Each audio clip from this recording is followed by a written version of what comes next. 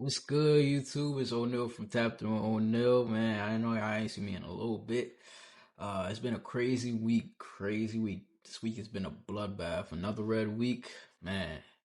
It's crazy, but we still hanging in strong. Jerome Powell spoke this week, which was really good news. It looks like we are definitely going to be getting rate cuts by the end of October.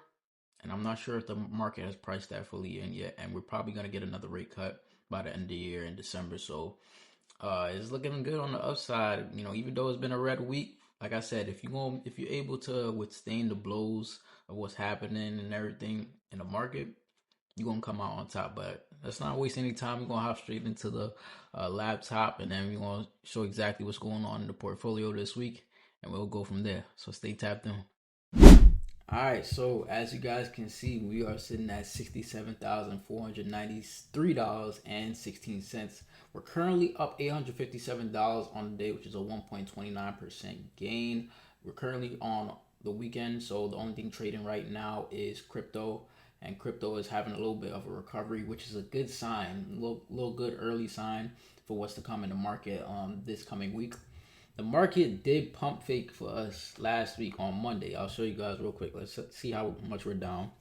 We're down $4,200, $4,270.50 to be exact on the week. But the market pump faked a little bit. Look where we was at. We was up nearly $5,000, $47,044 to be exact. And then as the week went on, we just kind of just kept going down and kept going down. We went down as much as $10,000. That's like a 14% drop in a matter of a week. Crazy. We was at 61,000. That's crazy. But yeah, we've been leveling out. I had a little bit more of a recovery as the week went on. Jerome Powell spoke, pretty much gave us the indicating signs. He gave a lot of language pretty much saying that the sentiment between jobs and inflation is still the same. They still do have concerns as far as the labor market. The labor market does look like it's softening and weakening, which is a really bad sign. And so they have to pretty much step in and make sure we don't go into a job recession, because if we do go into a job recession, that's going to be horrible for the overall market as a whole. So yeah, we roll with the punches. We probably definitely gonna be expecting a rate cut at yeah, what's it, October 29th? I think that's when they have the meeting to let us know. And then we also got to factor in the fact that the government is shut down, so a lot of money is not circulating. People have started to miss their first checks, so it's a lot of things are starting to get a little heated. But this is definitely a buy the dip opportunity, as I said from before. Buy the dip opportunity when the government does eventually open up and the Democrats and the Republicans do come up with a bipartisan agreement. We can expect some inflows in the market. But let's just go into it. Our buying power is at $16,366.08. Zero cash. Margin total is at $32,948.91. Margin used, we're at $16,331.32. We got a pending order of $251. That's a dividend that we are expecting to come in. And see how we dropped about $4,200 in a week. I think last week our margin buffer was at around 3,000 to 4,000, if I'm not mistaken. Probably about $4,000 after we did our weekly $1,000 deposit. But we dropped $4,000 in a week, and we still have the same margin buffer.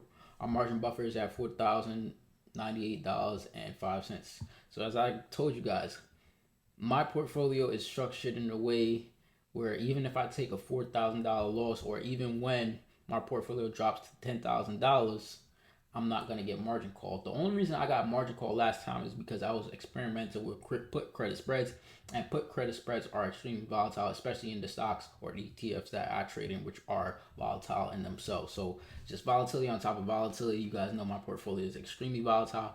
But once I closed out those put credit spreads, my margin buffer went back up, and we've been just maintaining this low risk margin buffer, and that's the whole point, to sustain the blows that's coming in the market, because when the market goes green, we go green. We really go green. That's how my portfolio is. We really go green when the market goes green. So let's go ahead and deposit these funds.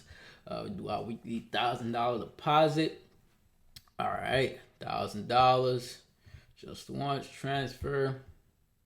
Continue with standard. Mm. Mm-mm-mm. All right, deposit initiated. Covers the margin. Let's see where we at now. All right, we at $68,471.71. Margin or the borrowing power went up to $20,000. $20,366. That's a little wild because we was just at $16,000.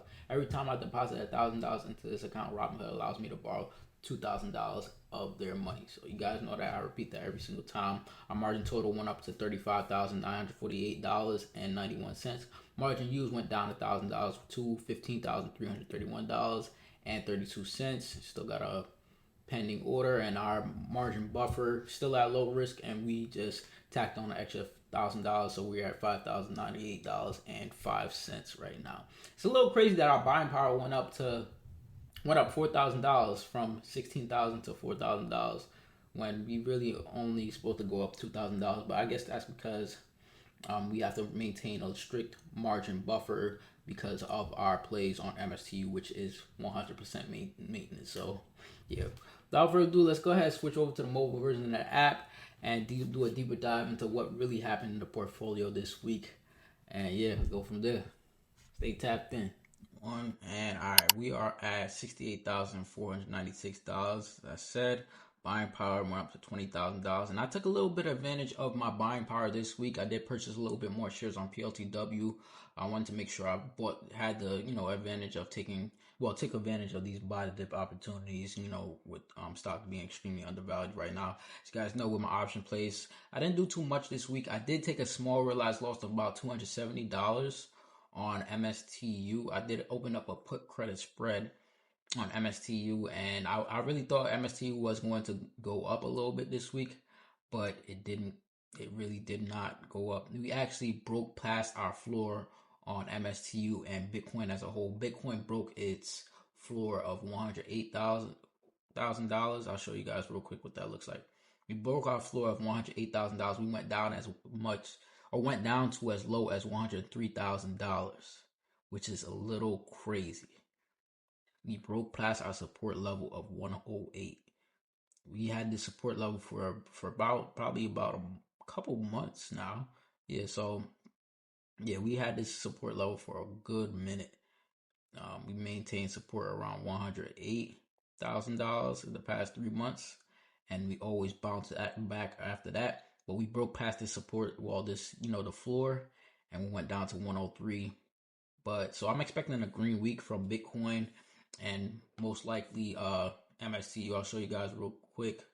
But yeah, I'm expecting a green week from it.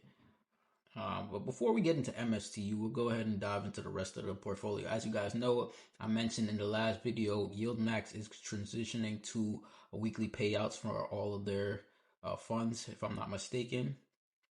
So Tesla paid us out this week. It's currently sitting at $8.39. We're currently up $243.48. That's a 7.81% gain. Average cost of $70.78.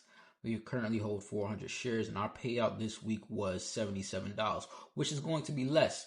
So on a monthly basis, they was paying us on a monthly basis, which was a bigger portion, but now they're going to start paying us on a weekly basis. So this week we got paid $77 from TSLY, Tesla, which is about 19 cents per share. And we currently hold 400 shares on this ETF. MSTY, man, this MSTY is killing us, man. Well, I don't want to say kill. I'm gonna blur that out. But MSTY is not doing too hot. But as I said, we are transitioning to weekly payouts. So hopefully the weekly payouts are going to help it. We're currently at $11.87. So we're currently down $3,306.17 with an average cost of $20.13. We currently hold 400 shares. It's not looking too hot, but hey, man, we'll see. Let's see what the payout was. So we got a dividend payout of $243. It is a larger sum because we was expecting our monthly payout from MSTY this week anyways, but next week is probably going to be a lot significantly less, which so the breakdown this week is about 60 cents per share, and we currently hold 400 shares, as I mentioned from before. So hopefully this transition to weekly paying does help MSTY out a lot more, and hopes it maintain its NAV, because we dropped from, where was it? Where we peak out? We peaked out at $13.45. I want to say. So yeah, ULTY is doing what it does. Did drop a lot. It's down at $5.17, man. And I honestly might get out of ULTY and MSTY if I'm not being, if I'm being honest. I hold 1,100 shares on ULTY, down $1,100.05, and our payout this week was $99, close to $100. They've been decreasing it little by little, but I'll show you guys real quick what my payouts have been like.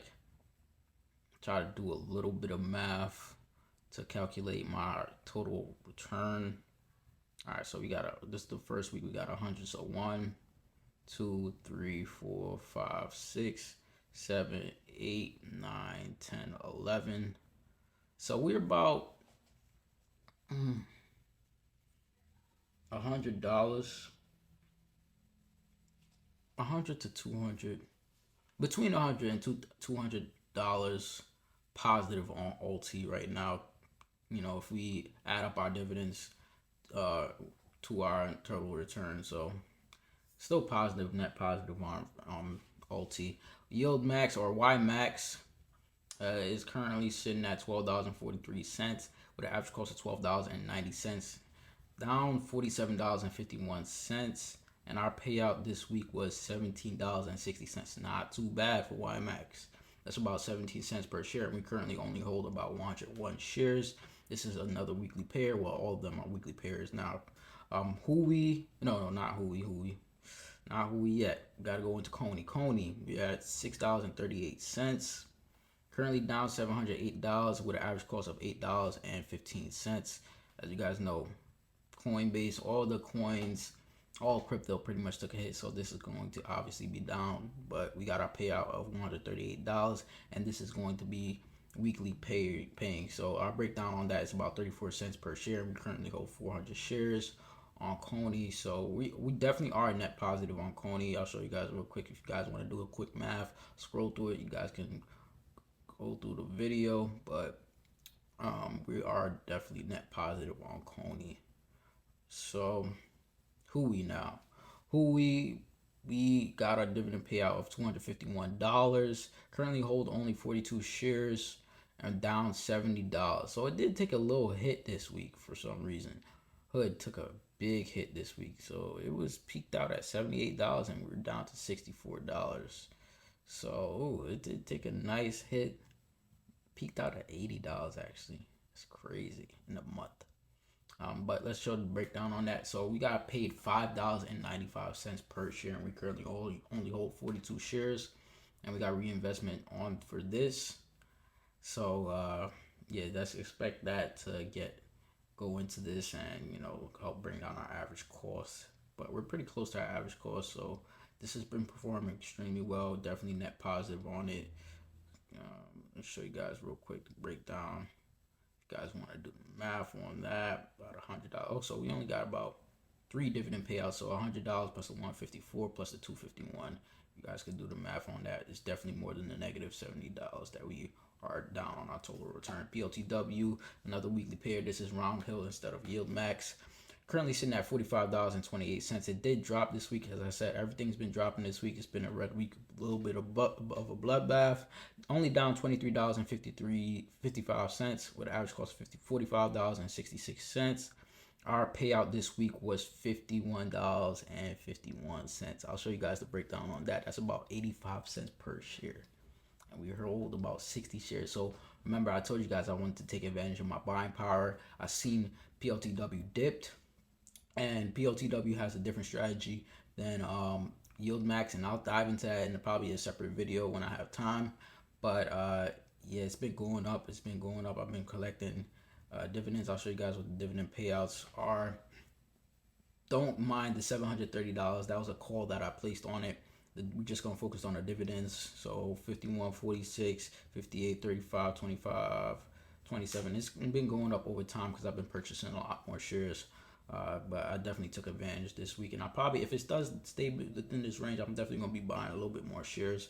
Might get to that 70 share mark to see what that's looking like. Our payouts are on Tuesday for PLTW, and then everything else is pretty much the same. So I'll show you guys the realized loss that I took on MSTU put credit spread I did this week. So I got paid $420 initially when I opened up the put credit spread. I was betting that, MSTU was going to stay above the $4 strike price because I was gauging it off that $3.70 support level, but it broke past the floor on that support level, and it dipped below this. So it's honestly trading in no man's land for the sellers. But hey, we're gonna see what it does. So we closed out for $693, which our realized loss was $273. This is the only realized loss we took this week, which is amazing. I can't even be mad at that. The upside would have been beautiful. As I said, I got paid $420. But sometimes things just don't go in your favor. So we're going to MSTU, show you guys what MSTU is looking like. So MSTU, this is the leverage ETF that tracks the movement of MSTR. As you guys know, I said and mentioned earlier, Bitcoin is recovering a lot more, so this is definitely going to jump when the market opens up. But we're down $11,000. We currently hold 7,600 shares with an average cost of $5.51. So we'll go ahead and deep dive into what I was seeing. So remember what I told you guys, the support level was around $3.75, and then the following week, when it got to this support level, the following week it went green, which is what I've been projecting, and it's what's been happening. So another time right here was week between April 1st and April 7th, went down to the low $4, and the next week it went green, but it broke past that support level and went as low as $3.34. So I'm definitely expecting a green week from MSTU this week. So we had two red weeks, and that's why I say it's trading in no man's land for sellers. I think the buyers are definitely going to kick in and push this ETF up, or the underlying MSTR up, because it is definitely a buying opportunity for MSTR. Some of you guys don't understand the way that I trade, and I've been saying it. I have a very unorthodox way of trading. I'm basically renting these shares out. So when I rent these shares out, I have to deal with whatever comes with the renting them out. So if the shares are drop in value, that's something that I gotta be able to handle. If you're not able to handle seeing negative $11,000 in your account, some of you guys try to tell me how to invest. Man, I got my own way of investing, man. Y'all do what y'all do. So a lot of people are not going to be able to handle seeing this number in their account. I can. As I said, I'm just renting the stocks out, or renting the ETF or the shares out for this ETF, and I'm just going to be selling covered calls at the strike price that's higher than my average cost. This is pretty much my strategy, and I showed you guys and I demonstrated this on TSLL, which is the leverage ETF that tracks Tesla, and you guys seen what happened. TSLL dropped to negative $5,000 and all types of different things when Elon Musk and Trump was going back and forth, and there was a lot of different catalysts that was bringing down the share price of Tesla.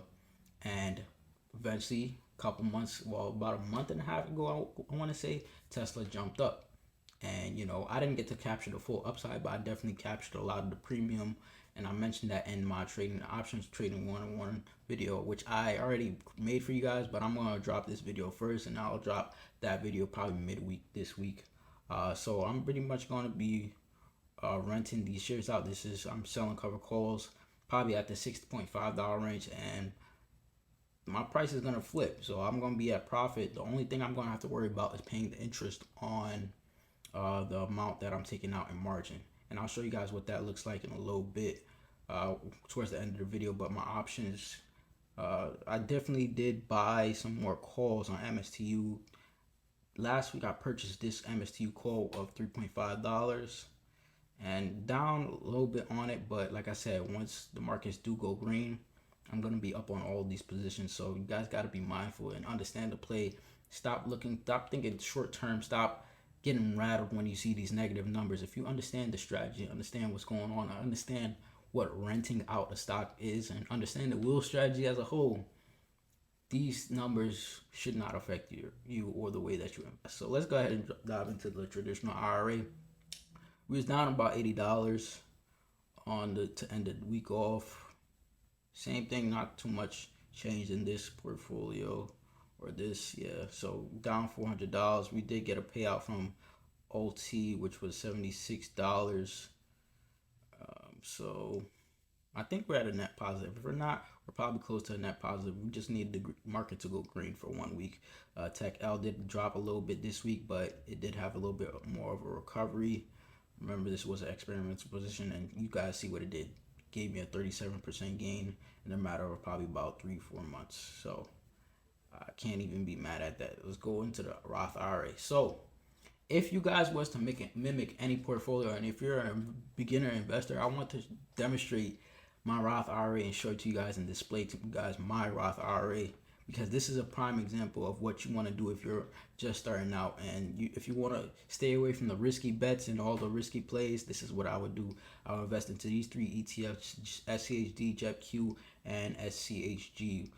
Automate the process for you guys. For me, I personally do $8.40 into JEPQ and SCHD on a daily basis, and on a weekly basis I do $6 into SCHG, which is more geared towards growth, and SCHD and JEPQ are more geared towards dividend income for my retirement when I get of age. So this, I'll show you guys pretty much a good breakdown on how the Roth IRA has been performing all throughout this year.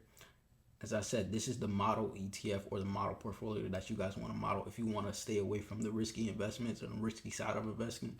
This is something that I did when I initially started investing out, when I just started. So we're up 10% on the year to date, and for the whole year we're up 10% once again. Now I still haven't maxed this portfolio out, but I also have changed my positions within this portfolio. So if I had this structure from the beginning, I definitely probably would be up a lot more. But we're up 10% on the year, so we definitely on pace to outbeat the S&P 500, which is a great and amazing feat in itself. So let's go ahead and dive into the overall portfolio, see what that's sitting at. All right, it's loading. $77,575. Let's see, does it change? Does it change from here? No. Nope, it doesn't change. All right, so we're sitting at $77,575.96. As I said, remember, guys, when you see the dips in my portfolio, I know we was just at 100K probably about 2 weeks ago, and now we're down to 77,000. My portfolio is extremely volatile, but you guys got to understand the long-term play, understand my strategy. It's not suited for everybody, and if you're able to invest the way I invest, which is extremely volatile, options trading, I'll definitely drop in a video to show you guys the basics and just the basic language of option trading to my knowledge. The best way how I would explain it. I don't necessarily get into too much of the gammas and the Greeks and all that stuff. I actually read the charts, which is exactly showing you exactly what's going to happen anyways. I more so read the charts, understand support levels and things of that nature. So that's what I trade off of, and I collect the premiums, and that's what I do.